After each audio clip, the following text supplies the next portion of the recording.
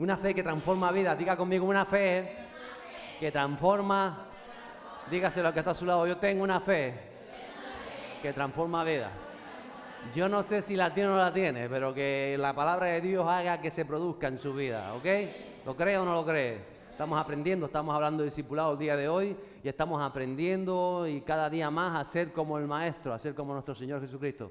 De eso se trata. El próximo domingo, 9 de la mañana, estaremos también compartiendo academia bíblica y clase de discipulado. Vuelva a repetir conmigo, una fe que transforma vidas para ser transformados conforme a su imagen. No sé si le dije al multimedia que es la nueva versión internacional. Muy bien, lo anoté, la gente sabe. Hoy vamos a hablar una vez más de fe, de una fe que en momentos aún difíciles transforma vidas. No solamente transforma nuestra vida, sino la vida, que es importante esto, de lo que está a nuestro alrededor. ¿Cuántos quieren que su fe transforme la vida de otras personas? La transforme para bien, ¿verdad? Para libertad, para sanidad, para salvación. De eso se trata. Una fe que se contagie, una fe que provoque lo sobrenatural. ¿La quiere para su vida? Eso se produce en nosotros, así sea. Vamos al capítulo 5 de Segunda de Reyes, versos 1 a 7. Y seguramente conocerá este relato si no lo ha escuchado antes. Desde que comience con la primera palabra vas a saber de quién estoy hablando. Segunda de Reyes, capítulo 5, versos 1 a 7, en la nueva versión internacional, dice lo siguiente. Naamán, jefe del ejército del rey de Siria, era un hombre de mucho prestigio y gozaba del favor de su rey, porque por medio de él el Señor le había dado victorias a su país. Era un soldado valiente, pero estaba enfermo de lepra.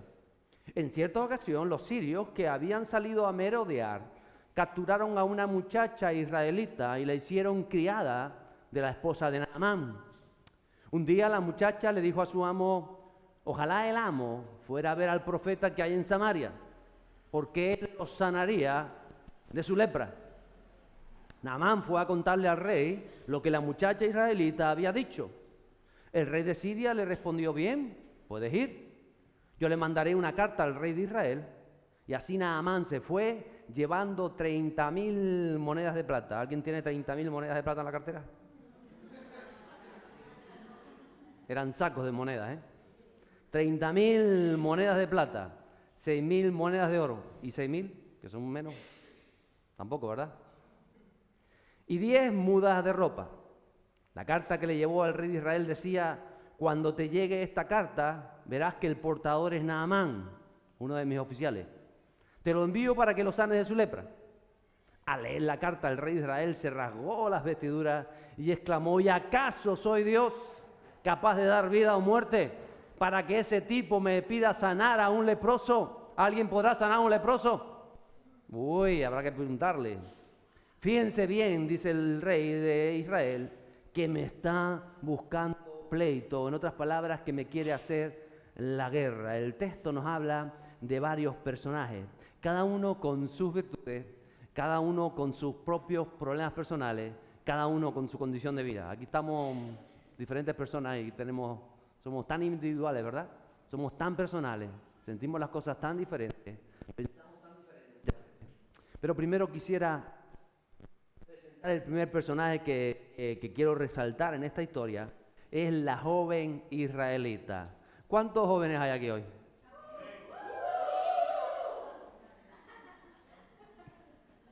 Yo nada más que oigo a las jóvenes. ¿Y jóvenes, varones, cuántos hay? Vamos, Sandro. Una joven que, como usted joven, y como yo joven, ¿creía en Dios o no? Era una mujer de fe, pero ella tiene que vivir en su vida una situación traumática, una tragedia.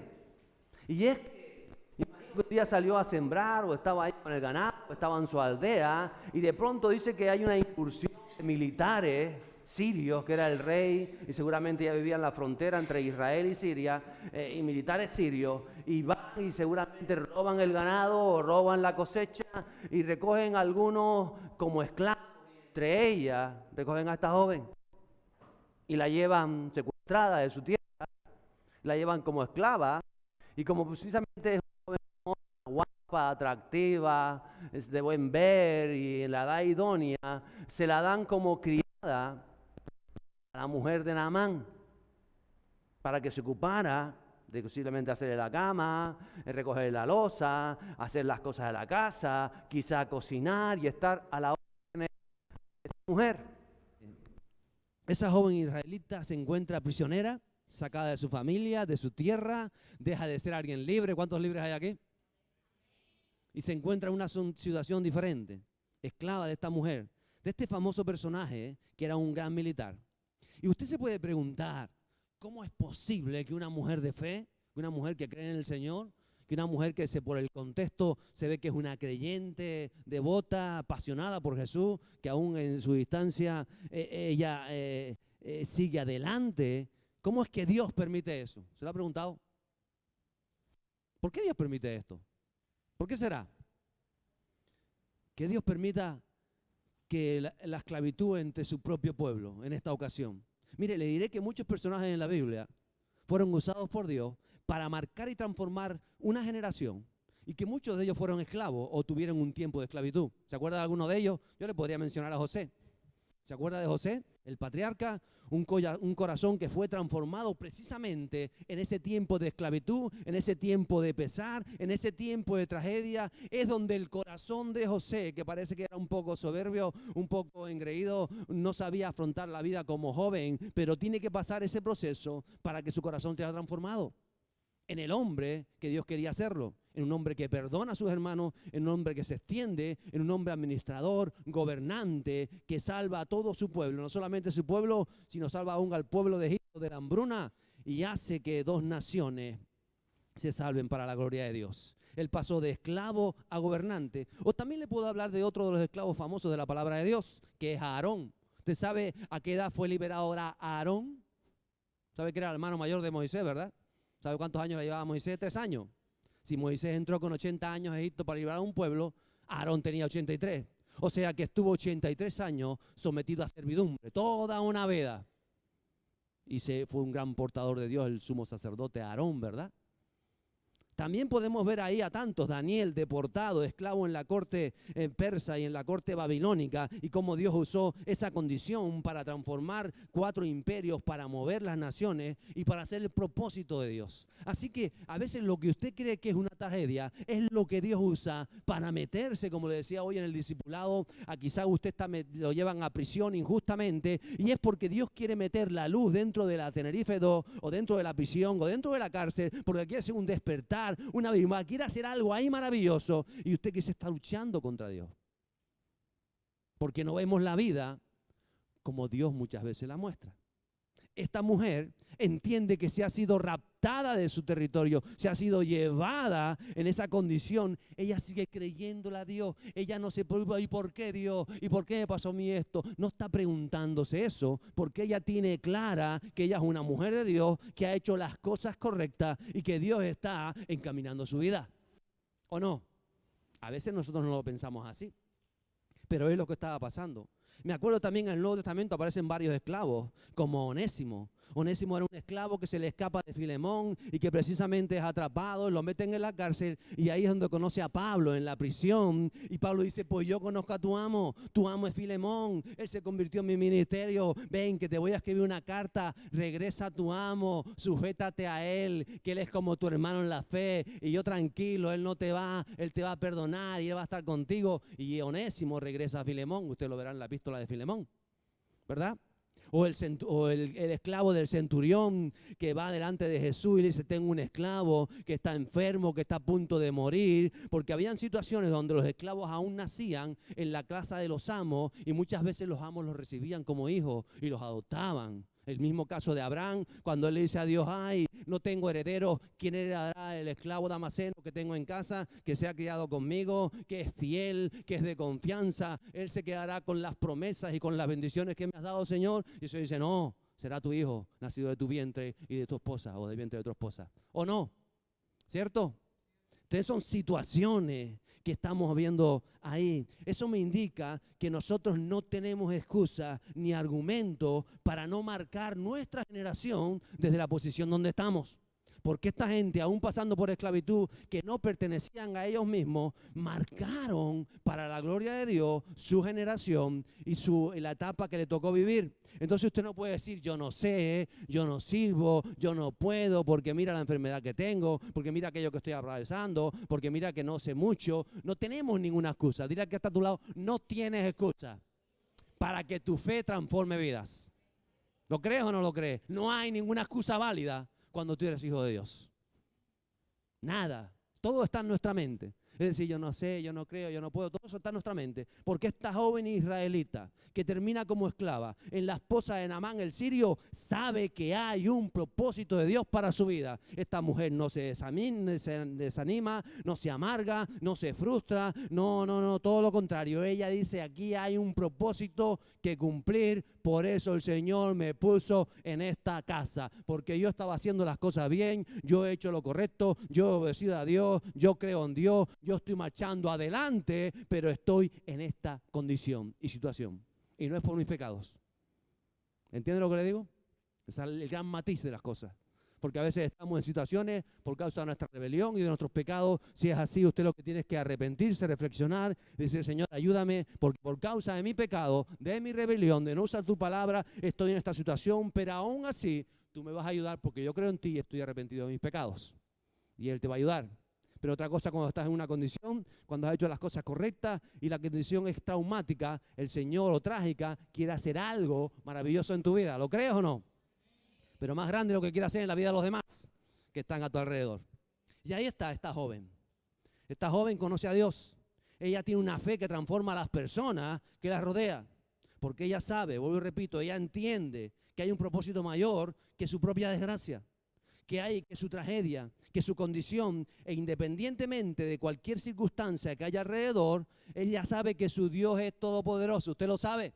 Y si el Dios todopoderoso ha permitido que ella esté viviendo lo que está viviendo, es porque quiere traer luz, sanidad y liberación a la casa donde Dios la ha depositado. ¿Lo cree o no lo cree? Den un aplauso a Dios, porque Dios lo quiere hacer. Espíritu Santo. Y si Él lo hizo con una esclava, ¿no lo va a hacer contigo? ¿Por qué te trajo de un país tan lejano, que has venido de otro lado del mundo? ¿Para qué te trajo el Señor? ¿Para qué te trajo? Ay, pastor, porque yo estaba pasando tan mal y hay tanta inseguridad y no había trabajo y me trajo para trabajar. ¿Seguro? Ese es el gancho que tiene Dios muchas veces. Ese es el anzuelo, ¿sabes? Él te tira la gamba, como al pescador. Pero hay un propósito más grande que eso. Y esta mujer, esta joven, creyente, que es esclava, tiene la visión de Dios, entiende la visión de Dios. Porque esta joven nos está revelando a Cristo, nos enseña la obra de Jesús en la tierra muchos siglos antes de que el mismo Jesús viniera. Porque la verdadera esclava de la historia que estamos leyendo el día de hoy no es la joven. El esclavo es Naamán, que es esclavo de su lepra, y la lepra representa el pecado muchas veces, y es esclavo de esa condición, y es esclavo de todo eso que está viviendo, oprimido por la enfermedad. Y la esclava, además de Naamán, es la esposa de Naamán, que no puede tener un matrimonio real, un matrimonio restaurado. ¿Por qué? Porque era leproso y ni siquiera podían tener relaciones íntimas. No había sexo en ese matrimonio, no había niños, no había vida, no había nada. Todos eran cautivos de la condición de lepra que había en su cuerpo, aún en su alma, en su interior. Es la condición del pecado. Entonces, cuando tú miras la historia con los ojos de la fe, con los ojos que nos presenta la palabra de Dios, no estás viendo a una joven esclava, estás viendo a una joven libre que es llevada a una familia esclava para que esa familia sea libre. Y entonces la vida da la vuelta y empiezas a ver como Dios ve. Empiezas a mirar como Jesús mira y empiezas a actuar como Él lo hacía, porque cambia toda tu vida y entonces empiezas a moverte en fe y en el Espíritu Santo. Y eso es lo que está sucediendo ahí. Porque Dios ve desde los cielos lo que nosotros no vemos de la tierra, pero entonces Él lo pone en tus ojos para que tú puedas verlo. Y me acuerdo cuando Pablo se encuentra también encarcelado y lo llevan ante el rey Agripa. ¿Se acuerda? Pablo dijo algo como esto: quisiera Dios, le dice Pablo al rey y a todos los que estaban viendo en el gobierno, que había toda una delegación, todo un séquito en aquel anfiteatro que fue en Cesarea. Dice, no solo tú, rey Agripa, si todos los que me escuchan, que todos los que hoy me oyen llegaran a ser tal como yo soy, libre, salvo que tengo estas cadenas. Pero en otras palabras, diciendo, soy el único que soy libre aquí. Y ustedes están todos atados a tantas cosas porque no han entendido, no han conocido al Dios de los cielos que yo conozco. Entonces la visión te cambia completamente. Porque allí estaban todas aquellas multitudes viendo a Pablo que estaba encadenado. Pero Pablo dice, encadenados están todos ustedes. Yo estoy libre, bueno, tengo estas cadenas, pero soy libre. Porque el Señor y el Espíritu Santo están en mi interior. Ve cómo cambia la vida, ve cómo cambia lo terrenal. Y entonces se produce lo que se produce. Pero uno tiene que tener clara su posición en la vida. Su identidad en Cristo te tiene que marcar por encima de cualquier otra cosa. Tienes que ser independiente de lo que estás viviendo, esa identidad. Porque quizá estás haciendo una lectura errónea de lo que estás viviendo en estos momentos o de la situación que vives. Esta joven esclava lo tenía claro. Yo estoy aquí, diría ella, con un propósito superior a mí misma. Y en esta condición voy a hablar de mi Dios, porque mi Dios es un Dios de libres, mi Dios es un Dios que liberta, mi Dios es el único Dios verdadero, es un Dios que sana, es un Dios que salva, es un Dios que profeta, es un Dios que restaura, es un Dios que vive. ¿Lo cree o no lo cree? Gloria a nuestro Dios. Gracias, Jesús. Entonces no me cabe duda que este personaje humano es relevante en la historia, porque es la que tiene la fe para llevar el evangelio a Siria, de meter el evangelio en otra nación que no es Israel. Y de alguna manera, esta mujer es el evangelista como a Pablo, que llevaría el evangelio, Pedro, a los gentiles. Y nosotros en realidad somos los sirios. Nosotros somos o éramos los leprosos, los que necesitamos el toque de Dios. Y por eso se han producido cosas en esta nación, porque Dios ha metido y ha infiltrado entre las filas de su ejército a hombres y mujeres de otras naciones que vienen con un propósito de traer salvación a esta tierra. Y cuánto agradezco yo a Dios por lo que está haciendo. Y algunos que nos ha hecho nacer aquí, también con ese propósito. Entonces, este personaje es importantísimo en la historia para provocar la sanidad, para abrir la salvación, no solo a la familia de Naamán, sino a todos aquellos. Yo me imagino a ese general, el más famoso de los sirios, cuando él comparte su fe, su credo con sus tropas. ¿A cuántas vidas han sido tocados a través de una tragedia que parece suceder en una joven israelita? Usted no sabe cómo Dios va a usar la condición que usted está viviendo hasta que usted no cambia la mentalidad y se agarra a los cielos y dice, esto tiene una razón de ser, hay un motivo, hay un propósito en el Señor que va a bendecir muchas vidas. ¿Lo cree? Esta mujer podía haberse quejado, llorado, amargado, desanimado. Incluso podía haber cambiado su oración y estar orando todos los días, Señor, tú me vas a sacar de aquí, Señor, tú vas a acabar. Pero ella no estaba orando de esa manera. Ella estaba viendo la necesidad que había en esa casa. Ella estaba viendo la lepra de Abraham. Ella creyó, porque es la fe de esta mujer, de esta jovencita, es una fe que transforma no solamente su vida, sino la vida de los que tiene alrededor. Hay un segundo personaje que es la esposa de Naamán. No pone el nombre tampoco. Una mujer que, según la historia, tiene que ser una mujer sabia, que sabe cómo ganarse a su esposo. Hay que ser sabio para ganarse al esposo, mujeres. Uy, santo. Porque en ella, en esta mujer, se despierta la fe cuando empieza a escuchar a la esclava. Los sirios tenían muchos dioses, muchas divinidades. Había un dios para la guerra, un dios para la enfermedad, un dios para la salud, un dios para todo. Pero esta mujer le está hablando del único Dios verdadero. Y dice, no, hay un solo Dios. Y el Dios sabe que sana, mi Dios sana, en serio. Pero ¿qué hay que hacer? No, no hay que hacer nada. Tiene que ir al varón de Dios.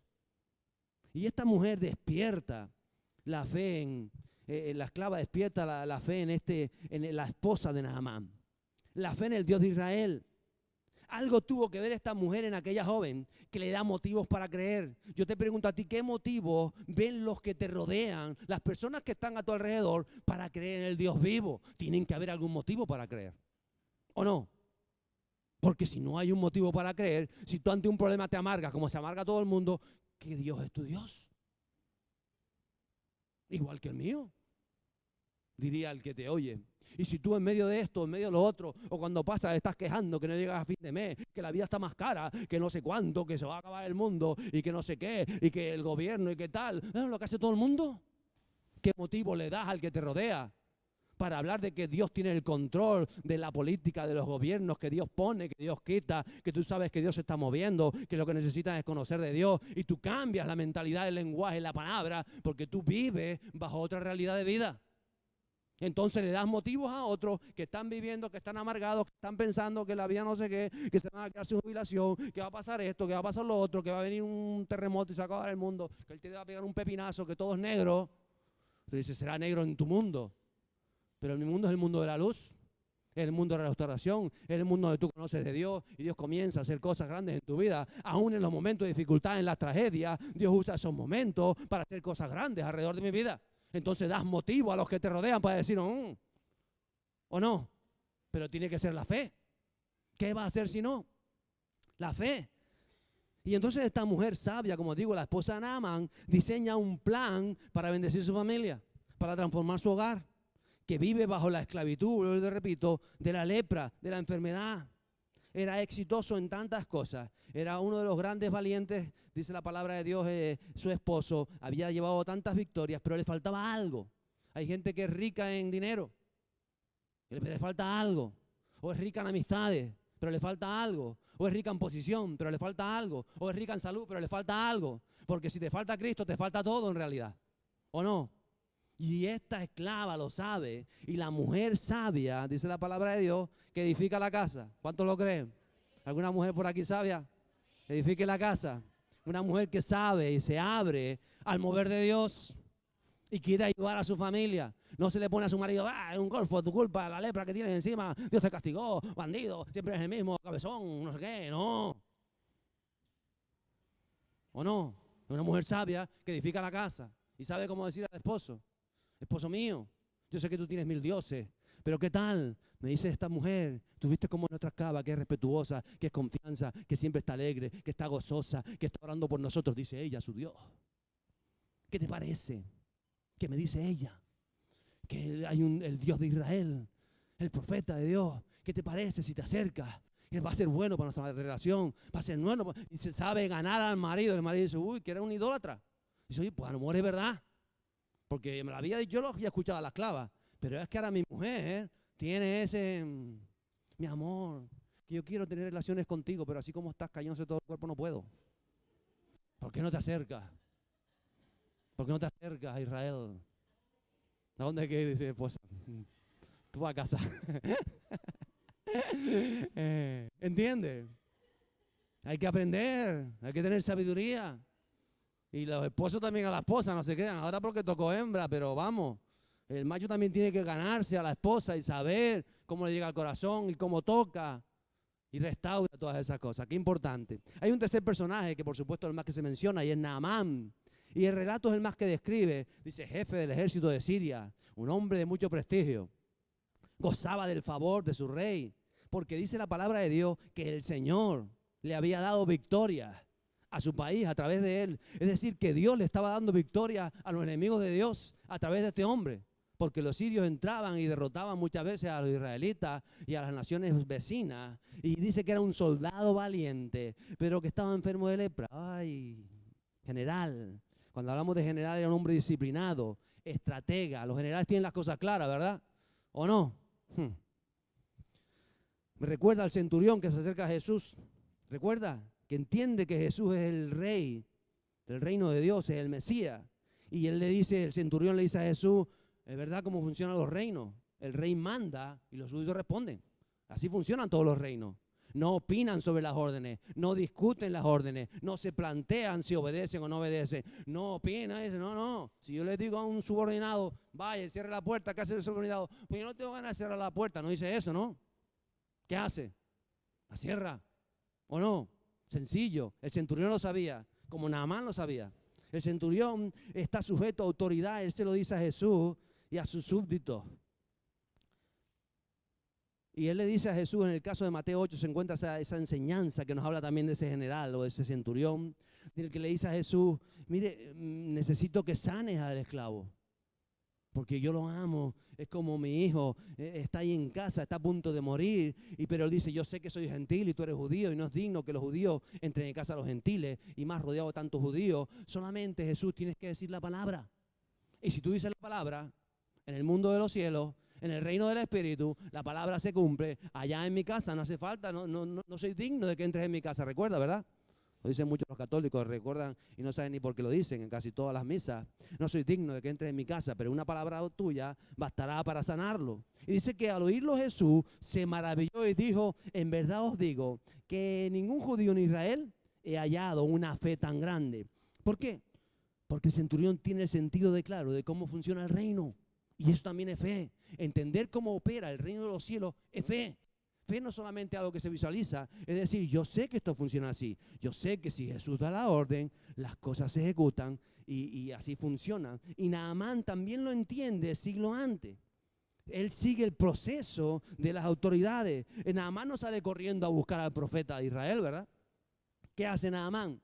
Él se somete a sus autoridades para alcanzar el éxito. Dice que en primer lugar, él va y habla con su rey.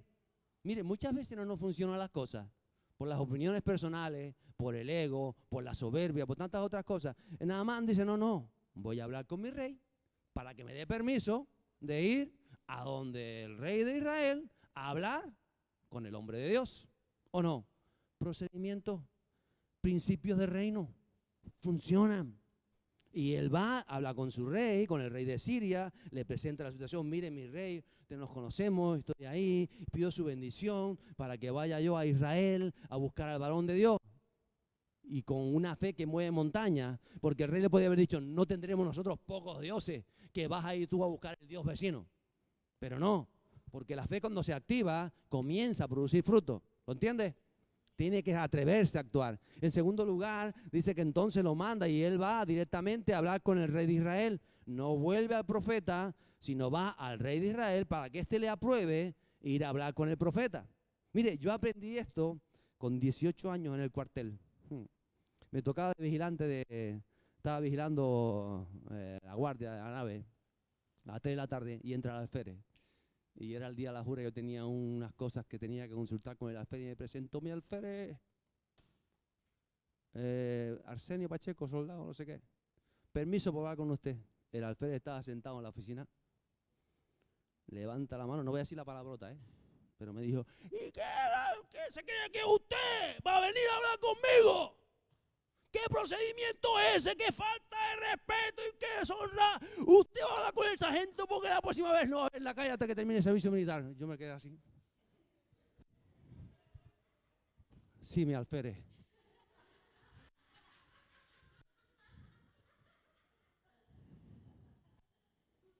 Todavía me acuerdo como si fuera ayer. Y a veces nosotros nos saltamos el procedimiento espiritual. De una manera, porque no se encontró con el alférez. Gracias, Señor, que nos enseñas en la vida y nos recuerdas para toda la vida. Hay un procedimiento, hay un proceso en las cosas, hay principios del reino que a veces no suceden cosas en tu vida porque te saltas a la torera los principios del reino y no funciona. Al final yo pasé hasta del sargento y digo, ahora no vuelvo ni a sargento ni a nada, ni al cabo. No reclamé más nada en todo el cuartel. Hay que aprender cómo operan los principios del reino, ¿ves? Y efectivamente era una falta de respeto al alférez que un soldado raso vaya a hablar con él sin pasar todo el procedimiento. ¿O no? Militarmente sí, alguno que es de familia militar lo sabe. El cuarto personaje es el rey de Siria, que él no pone impedimentos. Podía alegar que Siria tenía sus propios dioses, pero cuando alguien es abierto y ha abierto la puerta de la fe, nadie puede cerrarla. Cuando tú actúas en fe y con propósito, nadie puede cerrar esa puerta, porque se abre para ti. El quinto personaje es el rey de Israel, que el rey de Israel era el que debería creer, ¿verdad? Él ha visto los milagros por mano de Eliseo. Él ya ha estado viendo a Eliseo actuar en el nombre de Jesús, pero dice que cuando escucha la carta y ve a Naamán se asusta. ¿Por qué? Porque no le cree a Dios a pesar de que las maravillas que ha visto. Dice lo que leímos en el verso 7, dice que al leer la carta, el rey de Israel se rasgó las vestiduras y exclamó, ¿acaso soy yo Dios capaz de dar vida o muerte para que este tipo me pida sanar a un leproso? Fíjense que me está haciendo la guerra, que me va a buscar pleito, que lo que quiere es acabar conmigo, está buscando la excusa. Este rey de Israel está asustado porque piensa que él es el que tiene que operar la sanidad. ¿O no? Cuando usted impone manos por un enfermo, usted no tiene que operar sanidad. No se asuste, no sea incrédulo. Usted no tiene que hacerlo. ¿Quién lo tiene que hacer? El Señor, el Espíritu Santo es el que es el sanador. Lo hacemos en el nombre de Jesús. Y lo hace a través de nuestras manos, porque Él usa los recipientes. Y el rey de Israel no ha entendido esto. Él sabe que él no puede solucionar ese problema.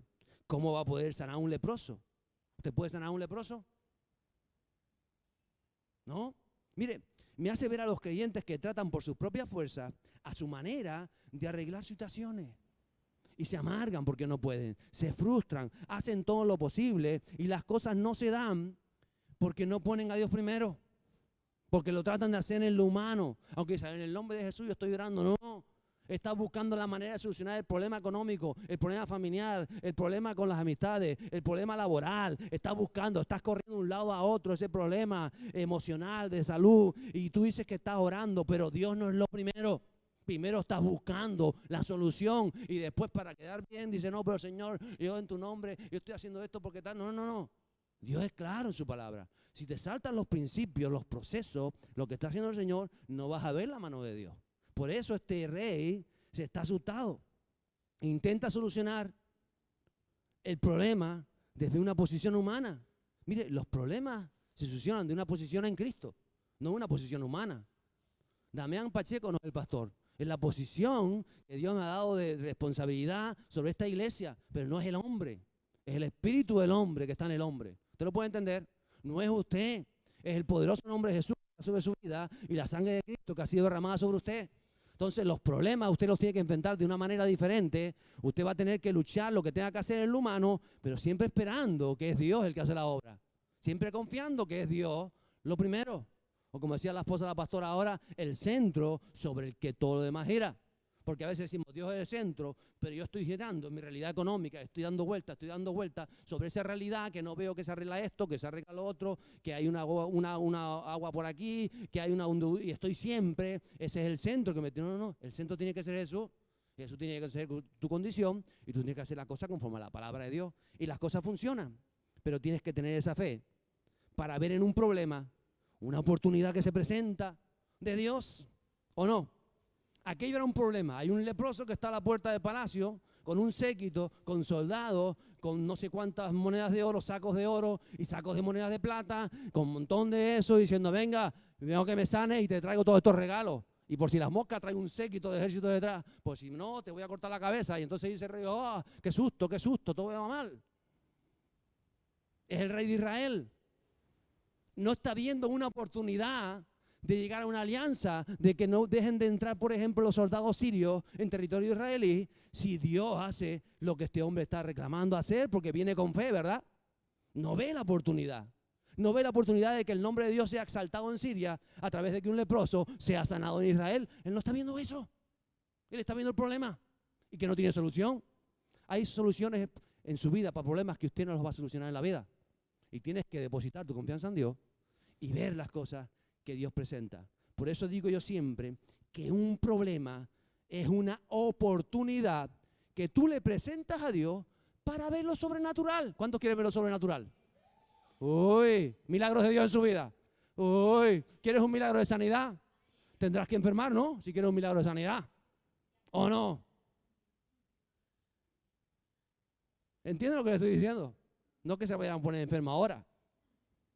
Pero a veces suceden cosas porque Dios quiere revelarse, pero usted no está viendo al Dios revelado. Usted está viendo el problema. Entonces yo veo a la esclava israelita en su condición de esclava en Siria, tiene más fe que el rey de Israel que está en el palacio de Samaria. ¿O no?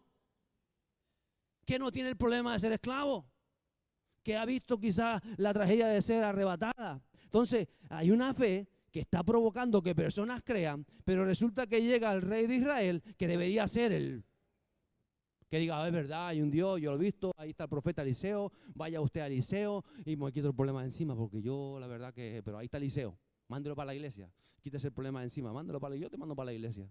¿O no?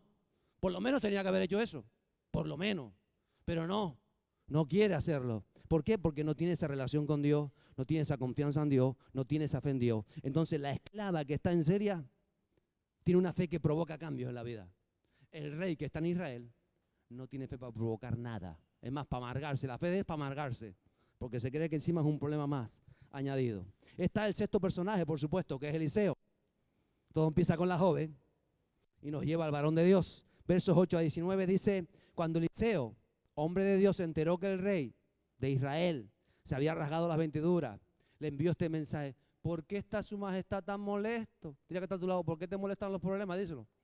¿Por qué te molestan los problemas? Dígaselo, dígaselo. No, y tú le decís, no, yo esta semana no he tenido problemas. Bueno, la que viene tendrás. ¿Por qué te van a molestar los problemas? ¿Por qué? ¿Qué problema podemos tener que nos moleste? Pues eso es lo que le dice Eliseo al rey. ¿Por qué está su majestad tan molesto? Mándeme usted a ese hombre para que sepa que hay profeta en Israel. Así que Naamán, con sus caballos y sus carros, fíjate, carros y todo habían ahí, fue a la casa de Eliseo y se detuvo ante la puerta. Entonces Eliseo envió un mensajero que le dijera: ve y zambúllete 7 veces en el río Jordán, así tu piel sanará y quedará limpio. Naamán se empezó a poner rojo, se enfureció, este era como el alférez mío, y se fue quejándose. Yo creí que el profeta saldría a recibirme personalmente para invocar el nombre del Señor su Dios y que con un movimiento de las manos me sanaría de la lepra. ¿Acaso los ríos de Damasco, el Habaná y el Farfar no son mejores que toda el agua de Israel? ¿Acaso no podría zambullirme con ellos y quedar limpio? Furioso, dio media vuelta y se marchó. ¿Se imagina? ¿Te imaginas la historia? Militar, general y mosqueado como un chino. Como un chino bueno, ¿no? Usted sabe que yo no tengo nada con los chinos. Ahí estaba. ¡Ah! Y encima, ¡ah! ¿Qué puede hacer? Ni siquiera salió a atenderme. Yo, mi posición de general, que soy amigo hasta del rey, que me atendió hasta el rey de Israel, y el desgraciado profeta no me quiere atender. Porque es lo que pensaba, ¿no? Que este no manda nada. Y entonces empiezan las comparaciones, porque empezamos a comparar cosas. Pues no, y porque los ríos no son más importantes en Israel. Y yo le digo, sí, pues vete para Israel, para Siria a bañarte en tus ríos. Cabezón, ¿por qué no escuchas lo que están diciendo? ¿O no?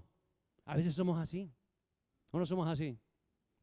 Y empezamos a comparar, no, porque pues yo sí ayuné el martes con toda la iglesia y a mí el Señor no me tocó.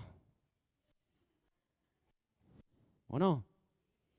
Yo te dice, pues yo tuve una bendición, me comí un plato, me inventaron un chuletón, yo iba a ayunar, pero al final no ayuné, entonces ya nos inventamos la historia y empezamos a comparar. No compare, te siga para adelante con lo que Dios le marca. Sigue diciendo, no sé ni en qué verso estoy. El 13, muy bien, gracias. Entonces sus criados se le acercaron para aconsejarle: Señor, eran como las esposas que saben llegar al cabezón del marido. Señor, si el profeta le hubiera mandado a hacer algo complicado, subir el Teide, irse para allá, saltar la brinca, dar vueltas, no sé, hacer 40 días de ayuno, dar 7 montañas, bueno, inventamos cosas, no, voy a hacer 7 vueltas alrededor de mi casa, pero eso fue para Jericó, no para su casa. Pero como nos gustan los rituales y todo, empezamos a hacer rituales. ¿O no? ¿No le ha pasado? Menos mal que la isla es grande, porque si no ya alguno hubiese dado 7 vueltas a la isla. A ver si se caen las murallas. Si Dios se lo dice, hágalo. Alquílese un barco y dé 7 vueltas. Pero no lo haga porque está en Jericó. ¿Me entiende lo que le digo? Gloria a Dios. Usted no le habría hecho caso. Con más razón, si lo único que le dice es que usted se zambulla y así quedará limpio, pues hágalo. Así que Naamán se le bajaron los humos, bajó al Jordán, se sumergió 7 veces, según se lo habían ordenado el hombre de Dios, y su piel se volvió como la de un niño. ¿Se imagina como la de un niño?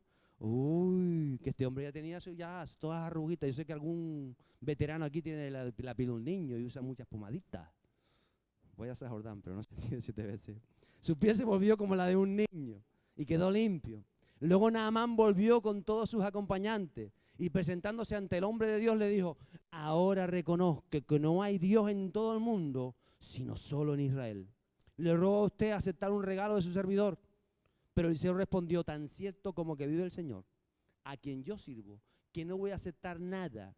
Y por más que insistió Naamán, Eliseo no accedió, porque la salvación es gratuita, porque los gentiles entramos por la gracia de Dios, entre otras cosas. Había una razón de ser en esto. En este caso, persistió a Naamán: permítame usted llevarme 2 cargas de esta tierra. y de aquí en adelante su servidor no va a ofrecer holocaustos ni sacrificios a ningún otro Dios, sino solo al Señor. Y cuando mi señor el rey vaya a adorar en el templo de Rimón y se apoye en mi brazo, que siempre lo hace, y yo me vea obligado a inclinarme allí, desde ahora ruego al Señor que me perdone por inclinarme en ese templo. Y le dijo el profeta, puedes irte en paz. Respondió Eliseo. La segunda parte la estaré compartiendo el martes. Eliseo representa al creyente que tiene un contacto con Dios, que entiende los tiempos, que sabe lo que está sucediendo y está esperando la orden de Dios. ¿Entiende? Él no salió a recibirlo porque dijo, no lo reciba. Dale la orden. Y Eliseo hace lo que Dios le dice. Los Eliseos intervienen, no por el rey incrédulo, sino porque ha venido en busca del Dios verdadero. Y Eliseo no ve a Naamán porque él está viendo lo que está detrás. Eliseo prueba una vez más y por última vez la fe de este hombre, la soberbia de este hombre, el engreimiento de este hombre, y le manda algo sencillo para que rompa con todo su interior. A veces los creyentes creen que están tan bien, que lo han hecho todo bien, pero hay algo que Dios tiene que romper y te lo dice desde la sencillez, desde la mirada, pues esto, oh, pues no, porque si fuera algo grande no lo harías. Pero algo tan sencillo, ¿por qué no lo hace? ¿Te ha pasado?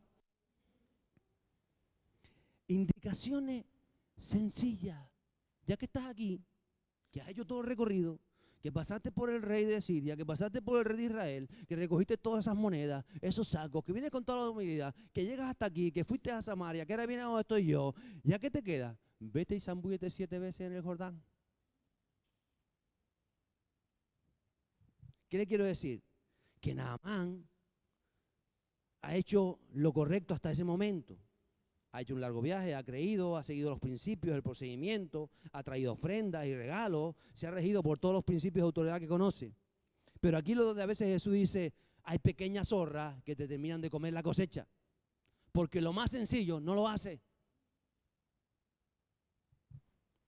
Todo correcto, pero no sabe que Dios no actúa a tu manera ni a mi manera. Dios no se sujeta a conceptos humanos. A veces pensamos que Dios tiene que actuar de esta manera en mi familia, con mis hijos, con mis hermanos. Dios tiene que hacer esto, lo voy a ver de esta manera. Yo espero que actúe así, porque estoy llorando de esta forma. Hay creyentes que imaginan una manera de vida que a lo mejor no es. Quieren ver los milagros de Dios, pero a su manera. Quieren ver la transformación de Dios, pero a su manera. Y resulta que el hijo se pone más rebelde. Tú estás orando por tu hijo y tu hijo se pone más rebelde. Y entonces es como Naamán. Y entonces, ¿para qué estoy orando por él si cada vez lo veo peor? ¿O no?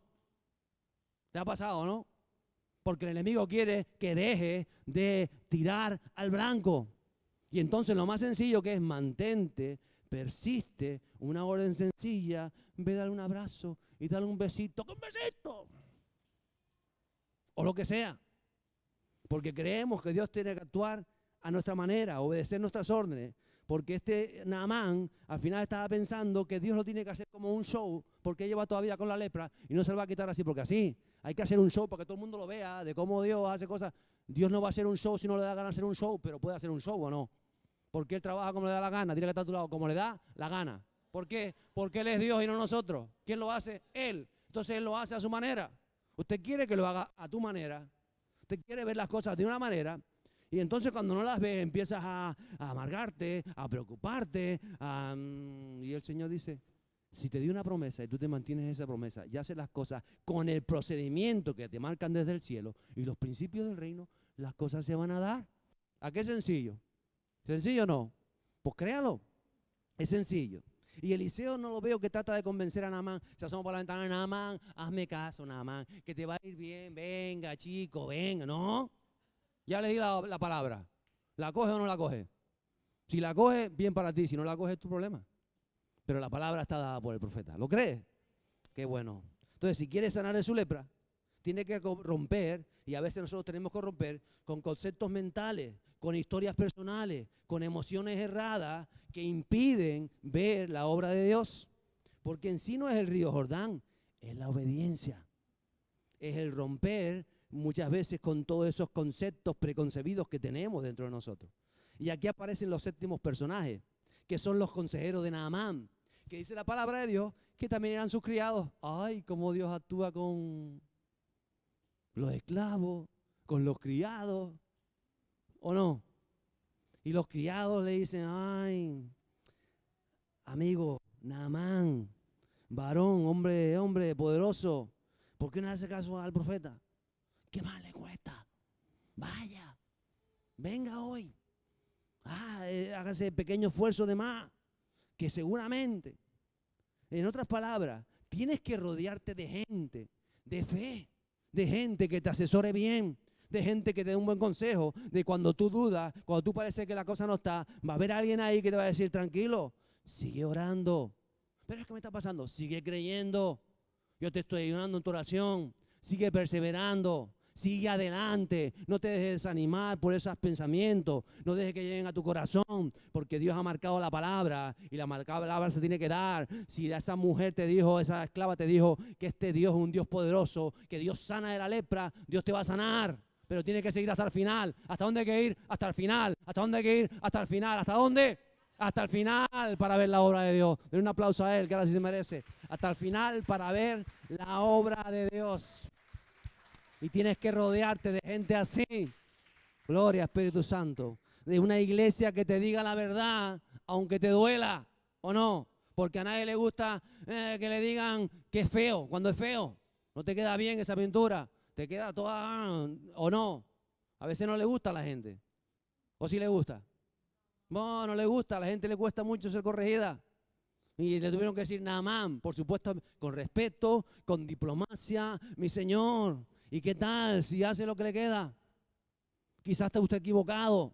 Hágale caso al hombre de Dios. Hágale caso al profeta. Venga, lo acompañamos. Yo lo meto 7 veces en el fondo, lo meto en el fondo, lo dejo ahí. No, hay que levantarlo 7 veces. No vaya a matar a tu Señor. ¿Entiende? Hay que rodearnos de personas que ayuden a tu fe. Que estén ahí contigo en los momentos de dificultad. Y Dios te las pone alrededor. Aprende a elegir tus amistades. Aprende a elegir a aquellos que van a estar y que aunque te duela te van a decir, mira, te estás equivocando. Ese no es el camino. Mira lo que te dice Dios.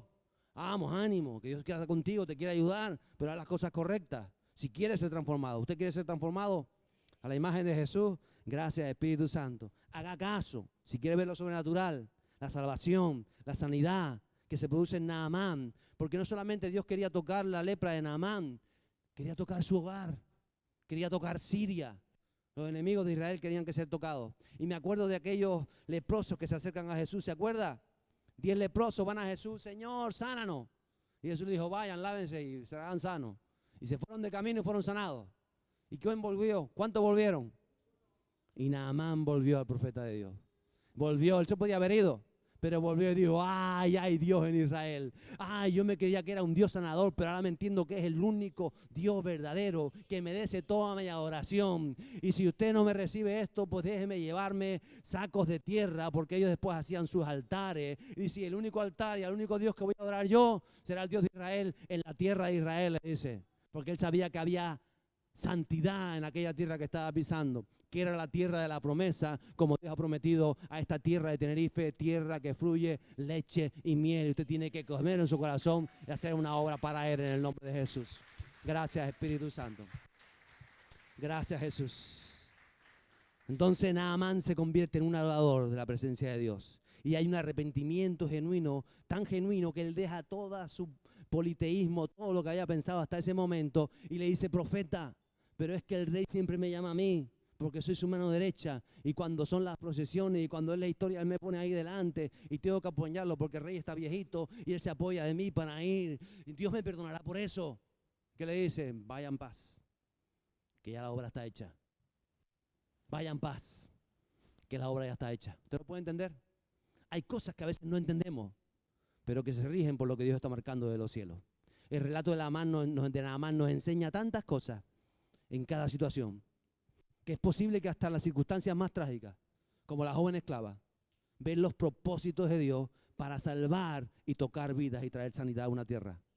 Cuando el creyente firme sus condiciones, a pesar de las circunstancias, tiene esa fe va a transformar todo lo que está alrededor. ¿Lo crees? Y yo imagino, no está en la Biblia, pero yo imagino que cuando llega Naamán a su tierra, que no tenía hijos por causa de su enfermedad seguramente, él le dice a esa esclava, mi hija, has estado tantos años aquí, viniste aquí como un adolescente con 12 a 13 añitos, quiero adoptarte como tu padre. Yo me imagino que fue adoptada y que fue la presencia de Dios que estuvo en ese tiempo, en esa zona, en toda su generación.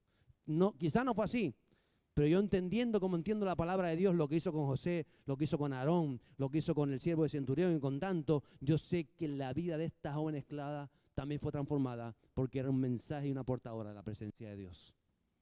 Porque Él cambia todas las circunstancias. Y veo las necesidades de las personas que nos rodean.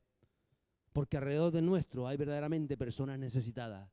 Hay leprosos que nos rodean. No son lepras en lo material o en la carne, pero es la lepra del pecado, es la lepra de la condición, es la ceguera, es la enfermedad interior, son las heridas emocionales, son las heridas mentales, son las heridas espirituales y nos están rodeando. Y quizá cuando tú eres un creyente enfrascado en tus cosas, en tu problema, que estás esclavo, que estás criado, que estás aquí, que tienes problemas, no ves la necesidad que hay detrás.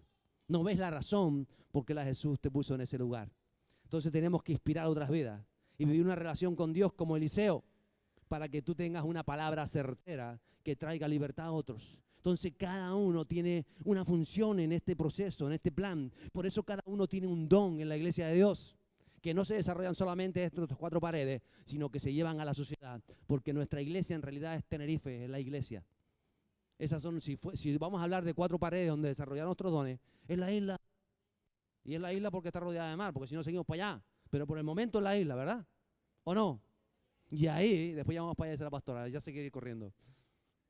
Y ahí es donde usted va a desarrollar sus dones. Usted va a servir. Como le hizo esta mujer. Esta esclava está pensando, y yo voy a servir en el templo de Jerusalén. No, usted está sirviendo como esclava en la casa de Naamán y usted va a ir a traer salvación. ¿Lo cree? Y va a traer sanidad. ¿Lo cree? Y va a traer liberación. ¿Lo cree? Y va a traer lo que Dios quiere hacer en cada momento y en cada vida. En el nombre poderoso de Jesús. Gracias, Jesús. La pastora va a pasar por aquí porque verdaderamente nuestra fe tiene que inspirar otras vidas. Nuestra fe tiene que inspirar la sanidad, la transformación, una relación con Dios que transforme otras vidas. Tener esa palabra que tú recibas en tu lugar secreto para que cuando ves que quizá el rey tiene un problema que no sabe afrontarlo, ahí en tu trabajo, el empresario, tu director, tu jefe, ahí quizá tu padre, en tu familia, en tu hogar, tu abuelo, el que sea, ahí donde te estás moviendo, hay un problema y esa gente no tiene la fe para afrontarlo. Tú dices, tranquilo, que esto es para que Dios sea glorificado, que esto es para la gloria de Dios. Tendrás que haberlo recibido en el lugar secreto, en el lugar íntimo, en tu relación con el Espíritu Santo te va a decir, como le dijo a Eliseo, ha llegado un general sirio a la corte del rey. Y el rey no entiende que yo lo he mandado. Pero tú en este lugar que estás orando a mi presencia te voy a decir que yo lo he mandado porque yo quiero sanarlo, quiero transformar el hogar, quiero traer libertad a la esclava que hace unos años está allá en Siria y quiero hacer cosas. Porque Dios quiere hacer cosas. Y entonces Eliseo dice, solamente dale la orden. Quizás Eliseo dijo, pero es gentil, es sirio, encima es enemigo. Pues dile que se bañe 7 veces en el Jordán.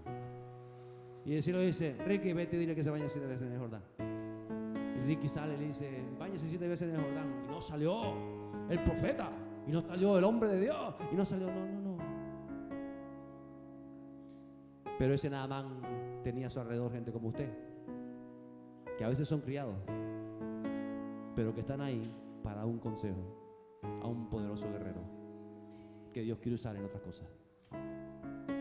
Y usted quiere, ¿y por qué no lo hace?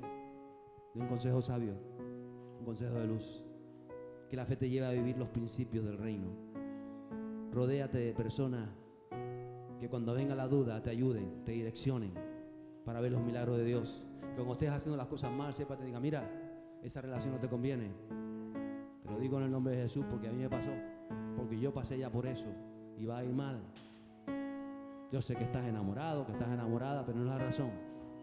Si usted no es sincero y no tiene amistades o algún amigo que le pueda decir cuando usted se equivoca, mira, lo estás haciendo mal, usted va mal en la vida. te va mal, cuando tengas un problema económico, mira, tú estás diezmando, tú estás ofrendando, tú estás ahí. Si usted no tiene a alguien alrededor que le diga, mira, porque si estás haciéndolo bien, es raro que esta situación siga en el tiempo. Puedes pasar una prueba 1 mes, y 2 meses, y hasta 3, porque nuestra fe siempre es probada. Pero que esto siga en el tiempo. ¿No tienes a nadie a tu alrededor que te des cuenta y diga, ¿tú conoces los principios del reino económico? Te los explico.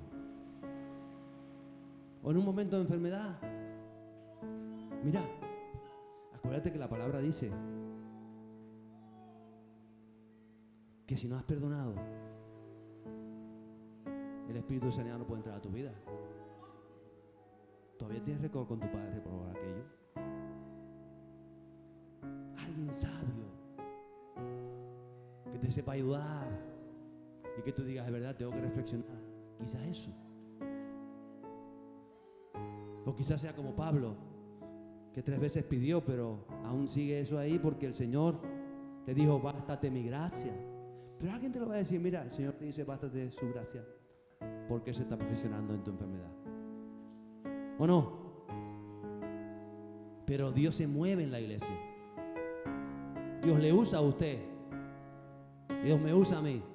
En realidad Dios usa a todos aquellos que se ponen en sus manos. Solo necesitamos ponernos en sus manos y ver que la vida, que cada paso que estamos dando, aunque a veces parezca enrevesado, cuando usted lo hace en obediencia, en fe, Dios lo va a usar todo para transformar otras vidas, porque Dios está interesado en las almas.